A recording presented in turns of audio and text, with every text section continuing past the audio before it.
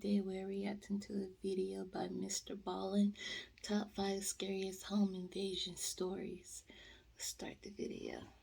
When I was in high school, my house was broken into. Luckily, me and my family were out of the house, and the way they got in is we just left the door unlocked. It was just stupid on our part. Someone walked right in, stole some money, some jewelry, and my PlayStation. Now, we were okay, and ultimately, financially, we recovered. But what did not go away was that uneasy feeling of being in a place where the safety, the sanctity of that place had been violated. And for me, I could never get that back. I still, at night, quadruple check every lock in my house. Now, I'm not suggesting that you should live your life in a permanent state of fear that someone might break into your home. But you should never become totally complacent, because somewhere in the world, someone is having their house broken into. It's an unfortunate reality of living on this planet. Now, home invasions range dramatically from something like mine, where no one's home, to way more severe. And so what I've done for today's video is I have found the most terrifying home invasions that I've come across on the internet and ranked them in a top 5. But before we get into the top 5, if you're a fan of the strange, dark, and mysterious delivered in story format, then you come to the right channel, because that's all I do, and I upload 3, 4, even 5 times every week. So if you're interested in that, I would encourage you to gently give the like button a hug, because honestly, the like button's been through a lot on my channel. It needs a break. Also, please subscribe to my channel and turn on all notifications so you don't miss any of my weekly uploads. All right, let's get into today's stories.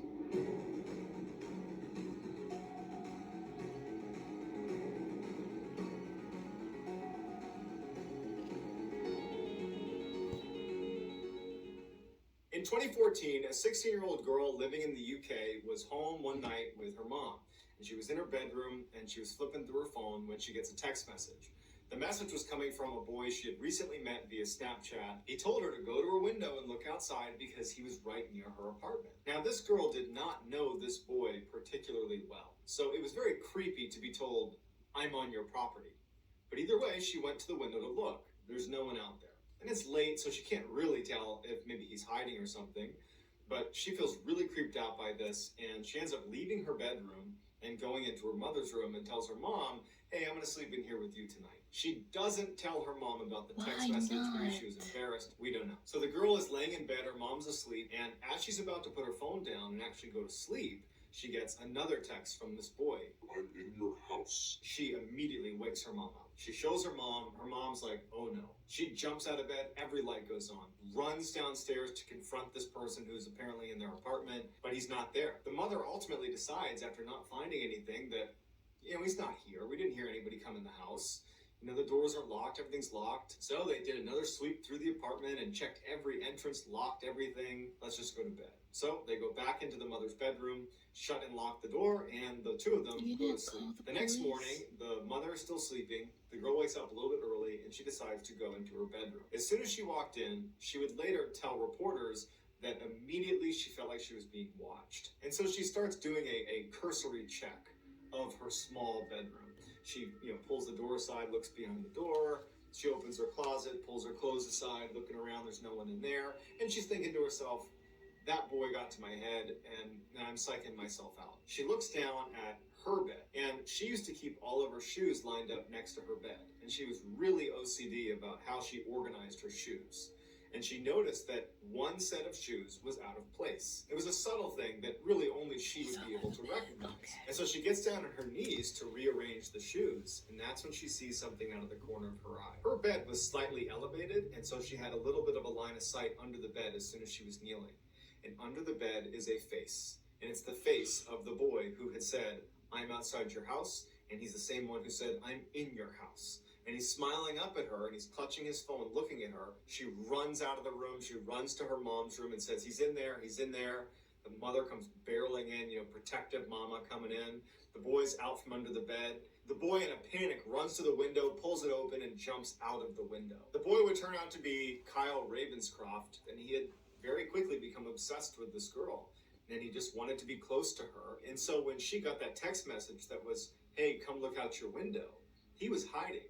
And when she went into her mom's room, he could actually see her go into the mom's room. And he climbed up the side of the apartment into the window that was open shut it, and climbed under the bed so that when the mother and the daughter were searching the house, he was already in the house. So they locked him into the house. He was ultimately given a very small sentence. I think it was a couple weeks in jail, a fine, and some community service. But no matter what the sentence was, I'm sure that girl will have to deal with the trauma of that event for the rest of her life.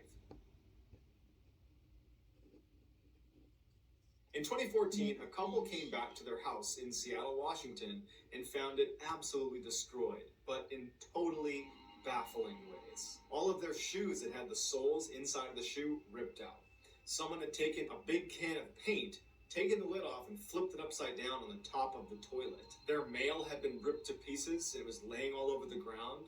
Their clothes had been ripped out of all the drawers. There was this piece of wood that they didn't know where it came from that had a single screw screwed into it, that had been wedged between a door and the door frame, but it wasn't blocking it from opening. It was just like someone wedged it in the middle of the door for some reason. There was hand lotion all over the door handles of some of the doors in their house. There was also a purse sitting on their bed that had the ID card of a 27-year-old woman who they didn't recognize. The couple does a quick look around, but is worried someone might still be there, so they leave and they call the police. The police show up, and they're just as confused as the couple because nothing was stolen. There was no sign of forced entry.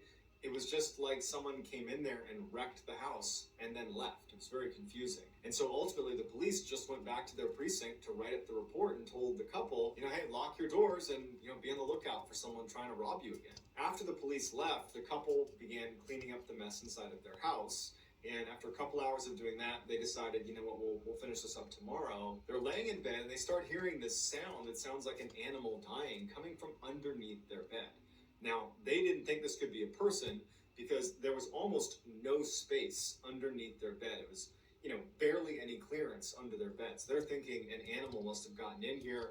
We had the doors wide open as we were cleaning stuff out, and maybe an animal got in here. They're like, no, we're not going to deal with this. They jump up and run out of the bedroom and call the police again. Police show up, they go into the bedroom, and there is a person underneath their bed.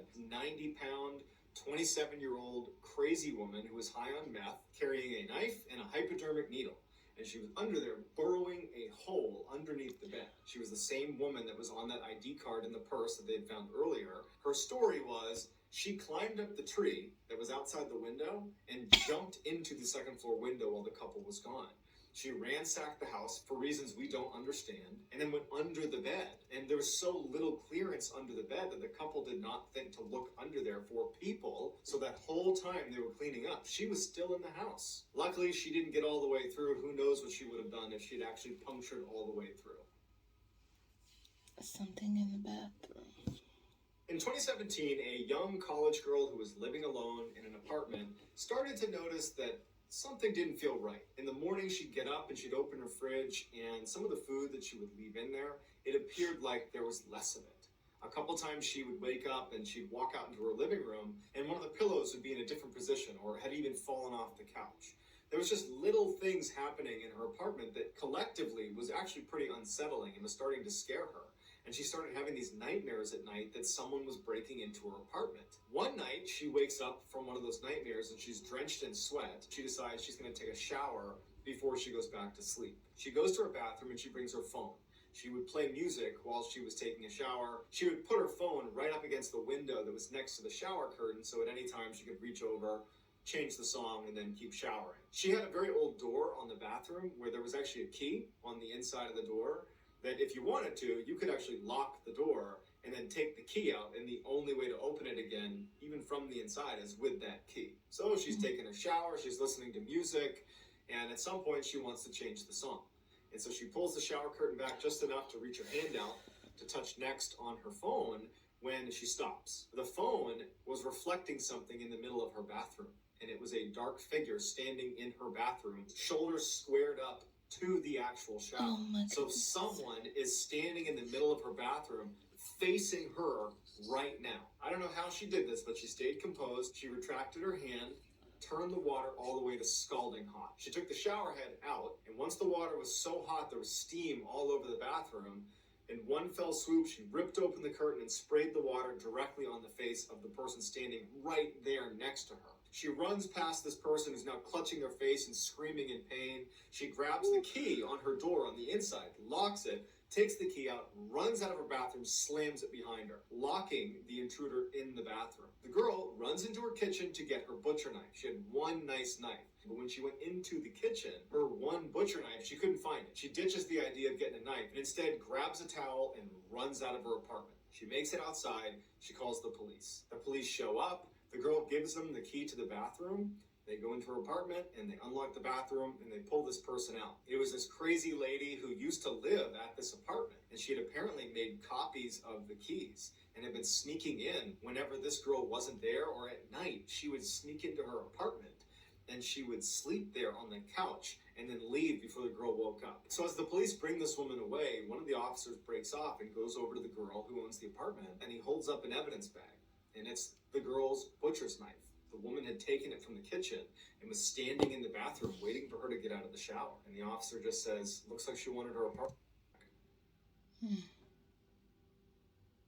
In 1981, a 9-year-old boy discovered that if he was really quiet, he could sneak out of his bedroom at night, go down to the kitchen, and eat as much junk food as he wanted. One night in the summer that year, his family went out for this huge dinner at this amazing restaurant, and when they came back, they had all these leftovers. And the boy really wanted to eat the remainder of the sweet and sour pork. He was really excited about it. So everyone goes to bed, and he's really deliberate. He starts sneaking down the stairs, being ultra careful. He gets to the end of the stairs, hasn't made a sound.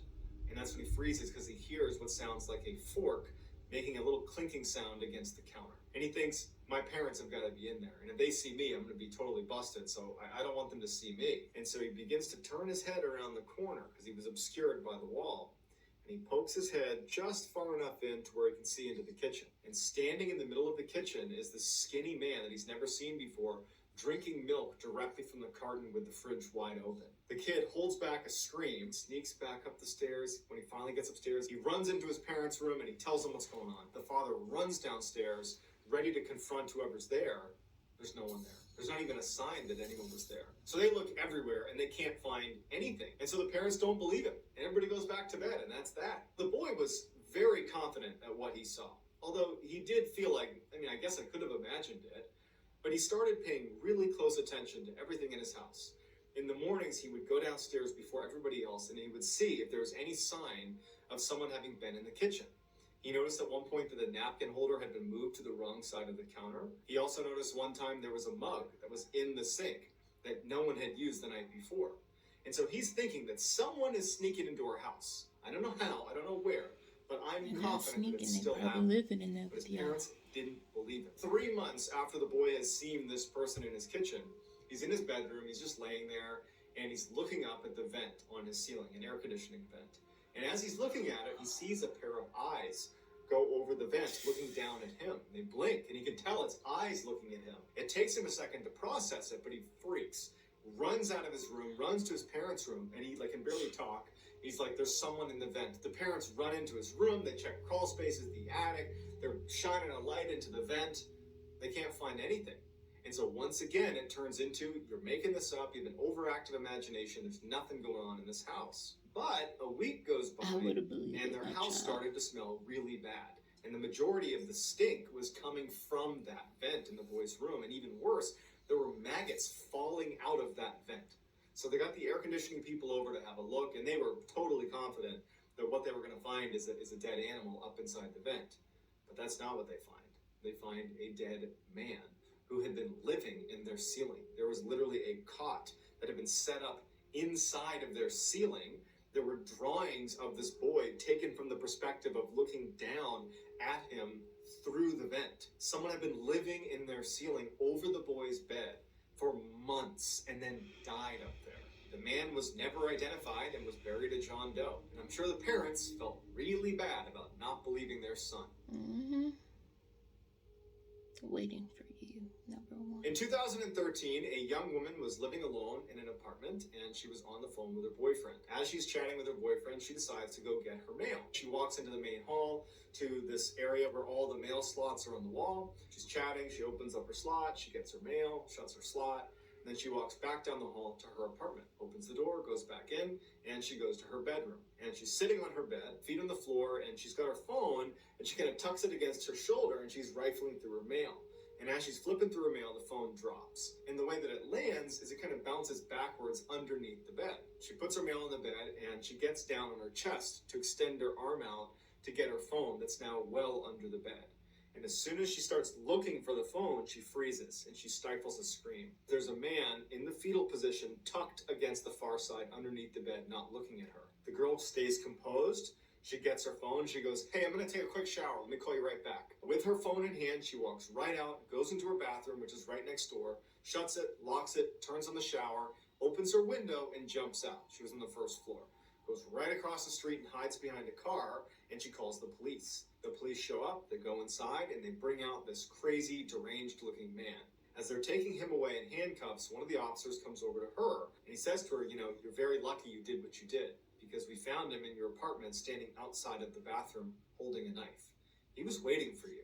The girl believes that when she went to get her mail, she was distracted because she was talking to her boyfriend and she must not have shut her apartment door, at which point this guy must have snuck in and gotten under her bed. The man was committed to a mental institution and the girl's boyfriend moved in with her the next day. So I hope you enjoyed today's stories. If you haven't already, please gently give the like button a hug because it needs a break. It's been through a lot on my channel.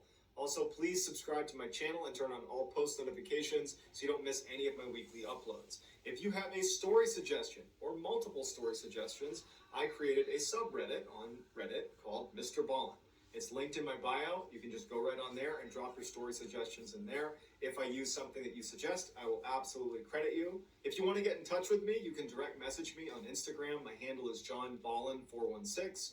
Also, I'm very active on TikTok, where my handle is MrBallen. So whether I see you on Reddit, Instagram, TikTok, here on YouTube, some combination of those, I just really appreciate your support. And until next time, that's going to do it, guys. Take care.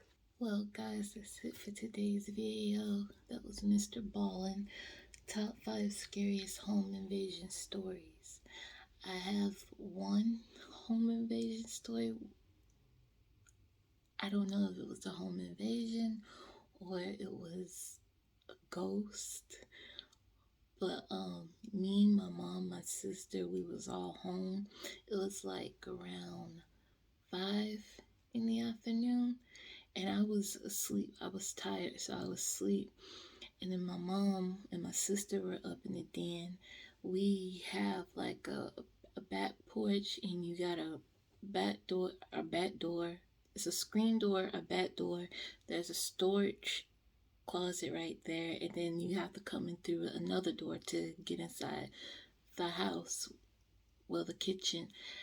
And my mom was washing dishes.